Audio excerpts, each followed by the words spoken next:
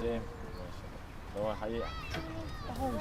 Легкая атлетика – древний и эффективный вид спорта, которым необходимо заниматься для поддержания тонуса, при этом не обязательно быть профессионалом. На старт вышли юные спортсмены, готовые показать свою силу, ловкость и скорость. Халид Костоев не сдается до последнего, несмотря на возраст, четко идет к цели – сделать 100 отжиманий. Задача нелегкая даже для многих взрослых. Давай!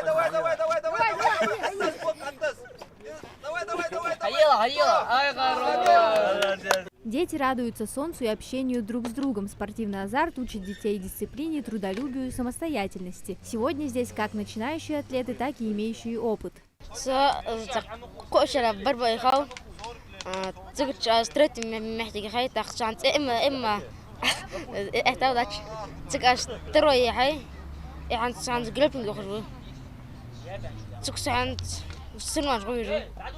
А сейчас ты как готовишься к тому, чтобы первое место получить? Тренируюсь.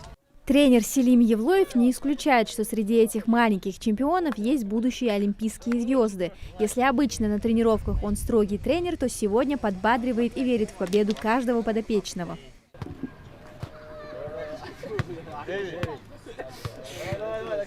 Спортивное состязание направлено на популяризацию здорового образа жизни. Его организовал городской совет депутатов совместно с мэрией города Сунжа при поддержке тренажерного зала Gym Club. Зелимхан Богатырев отмечает, самое главное, чтобы дети научились работать в команде и проявили свои навыки.